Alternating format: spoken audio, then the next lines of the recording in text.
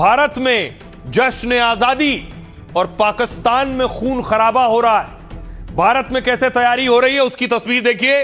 कल प्रधानमंत्री लाल किले की प्राचीर से झंडा फहराएंगे और फिर देश को संबोधित करेंगे। लाल किले पर जश्न की तैयारियां शुरू हो गई है। देखिए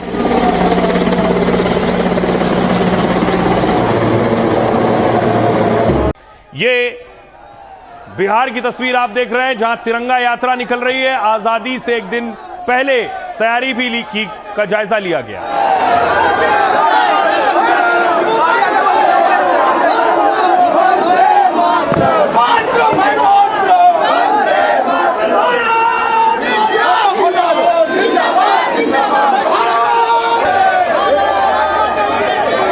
बिहार में देखिए तिरंगा यात्रा निकल रही है। सम्राट चौधरी के हाथ में झंडा है। सीएम सड़कों पर निकल रहे हैं और भारत माता की जय के गूंज हो रहे हैं। ये तस्वीरें बताती हैं कि दो देश, एक कहां रह गया और एक कहां पहुंच गया। ये चार मीनार की तस्वीर आप देख रहे हैं हैदराबाद की, जहां तिरंगा यात्रा निकल रही है। भारत माता की, भारत माता की, भारत माता की, भारत माता की, भारत माता की, भारत माता की, भारत माता की, भारत माता की, भारत माता की। अब देखिए जरा आपको जम्मू लिए चलता हूं। मदरसों की तस्वीर भी देख लीजिए। जम्मू के मदरसे में तिरंगा भी लहराया जा रहा है और भारत माता की जय के नारे भी लग रहे हैं। भारत माता की जय, भारत माता की जय। हाथ में तिरंगा, दिल में हिंदुस्तान लिए ये भारत की बात करते हैं। और मैं जैसे ही भारत माता की जय कहूंगा, नारे की आवाज सुना दी, भारत माता की, भारत माता की। हिंदू, मुस्लिम, सिख, ईसाई सब ने मिलकर इस मुल्क को आज़ाद करवाया। इस मुल्क के भाईचारे के लिए हम काम करेंगे और अपने मुल्क की हमेशा हिफाजत करेंगे। हमारे ये पैगाम है कि हम हमेशा हर हाल में मुल्क के लिए हर किस्म की कुर्बानियाँ देने के लिए हर वक्त मौजूद रहेंगे। और हम ये पैगाम देना चाहते हैं कि हमारे साथ आप भी ताउन करें और हर कुर्बानी हमारे साथ शामिल है। भारत माता की जय, भारत माता की जय। यूपी के सीएम योगी आदित्यनाथ विभाजन विभीषिका दिवस पर बोल रहे थे। उन्होंने विरोधियों पर निशाना साधा और पाकिस्तान अलग हुआ उस पर भी विपक्ष पर हमला किया। तब भारत भी कटा। 14 अगस्त 1947 को आजादी के एक दिन पहले तब केवल हिंदू और सिख ही नहीं कटा था, तब भारत भी कटा था।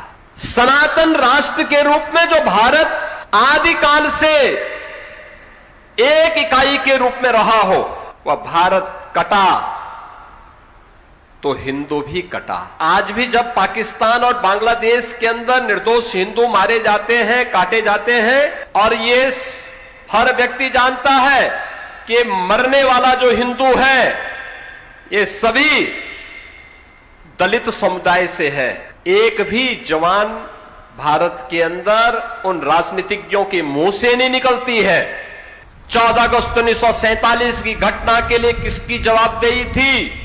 कोई जिम्मेदारी लेने को तैयार नहीं, क्योंकि उनको सत्ता चाहिए थी। अगर उस समय मोदी जैसा प्रधानमंत्री होता तो भारत का कोई बाल बांका नहीं कर पाता। 14 अगस्त 1947। अब देखिए जरा योगी आदित्यनाथ जो बात कह रहे थे, उनका कहने का मतलब यह था कि पीएम मोदी अगर सत्ता में उस वक्त होते तो देश अलग नहीं हुआ होता। और जो देश अलग हुआ उसका हाल देखिए क्या है। पाकिस्तान में क्या हुआ? जश्न आजादी में भी पाक में फायरिंग और धमाके होते रहे। आजादी के 8 दशक बाद भी पाक में खून खराबे हो रहे थे, गोलियां चल रही थी।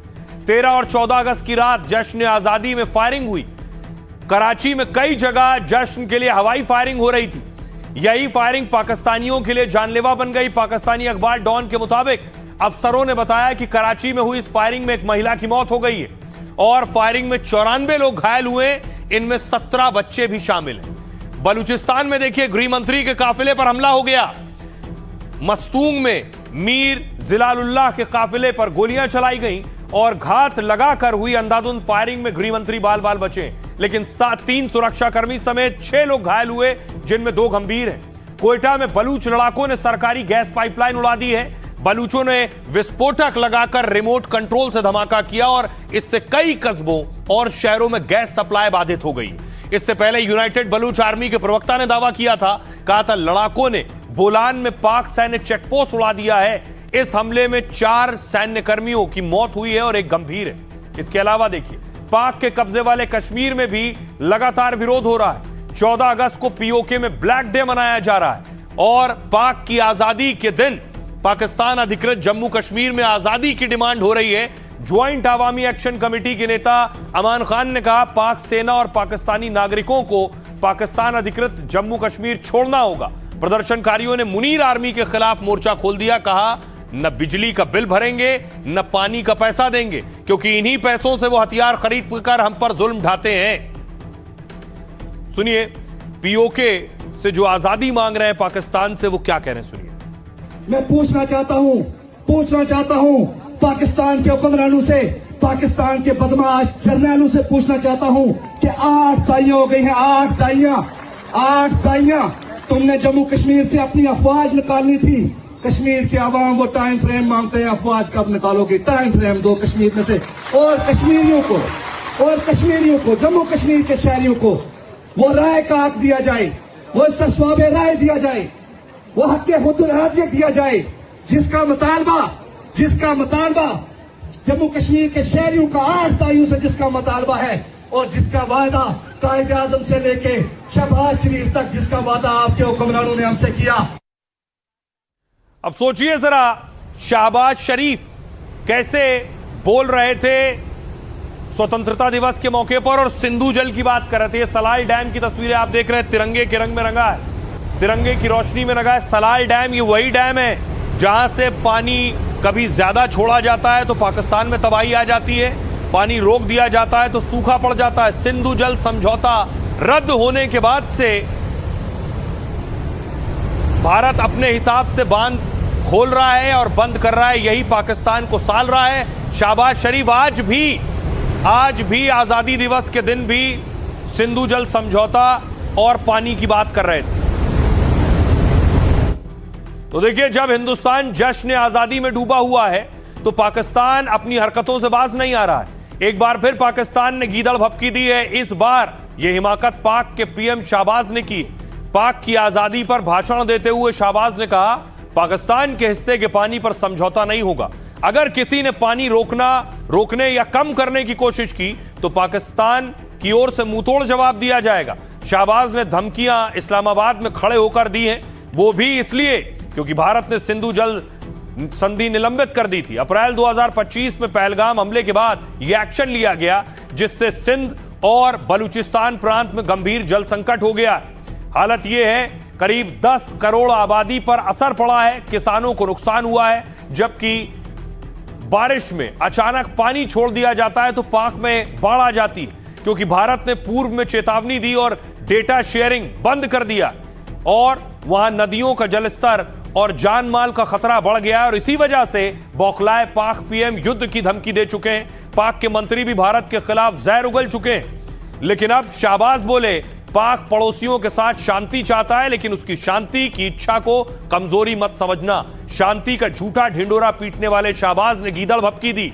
कहा, भारत सही रास्ते पर आए, नहीं तो सीधा जवाब मिलेगा। उन्होंने कहा, कश्मीर पर पाक का रुख कभी नहीं बदलेगा। शहबाज ने एक बार फिर मुनीर की तारीफ में भी कसीदे पढ़ दिए। झूठा दावा किया कि मुनीर के नेतृत्व में पाक ने जीत हासिल की है। तो ये हाल होता है पाकिस्तान का। देखिए, कभी डैम बंद कर दिया जाता है, कभी पानी खोल दिया जाता है। आइए अब आपको सुनवाऊं, सुनिए क्या कुछ कह रहे हैं शहबाज शरीफ, और उन्हें राष्ट्रपति द्रौपदी मुर्मू ने अपने संबोधन में भी जवाब दिया। आतंकवाद के विरुद्ध ऐतिहासिक ऑपरेशन भारतीय सेनाओं की अचूक क्षमता का प्रमाण है। आतंकियों और उनके समर्थकों को ये कठोर संदेश दिया गया कि वे चाहे कहीं भी जाकर छिप जाएं, लेकिन उन्हें आपने किए की सजा जरूर मिलेगी। आतंकवाद को संरक्षण देने वाले देश के साथ अतीत में की गई सिंधु जल संधि का निलंबन करना हमारे देश के विशेषकर किसानों के हित में एक निर्णायक कदम है। भारत ने सिंतास मुआहदे को यकतरफा और गैर कानूनी तौर पर मुअत्तल करके खुद को अमन का दुश्मन साबित किया है। मैं बाशगाफ अल्फाज में ऐलान करता हूं कि पाकिस्तान के पानी की एक एक बूंद हमारी रेड लाइन है। भारत बराह रास्त पर न आया तो उसे बराह रास्त जवाब दिया जाएगा। हाँ, हमारा खून ना, हम तो यही तो कहते आए हम कि हमारा खून चूसा गया। शुक्र है नवाज शरीफ साहब को अकल आई। ये हम लोगों का खून चूसा गया है, ये हमारी दरियाएं हैं। कहने के लिए तो पाकिस्तान वाले कहते हैं हम कश्मीरियों के बड़े हमदर्द हैं, लेकिन जब पानी पे बात आ जाती है तो उनकी हमदर्दी गायब हो जाती है। तो चलिए, अच्छा है उन्होंने कहा कि ड्रॉप ऑफ ब्लड, सही कहा उन्होंने, ये हमारा खून चूसा गया है। और अब इंडस वाटर ट्रीटी कैंसिल हुआ है, ये कैंसिल ही रहना चाहिए ताकि हम इस पानी का सही इस्तेमाल करें।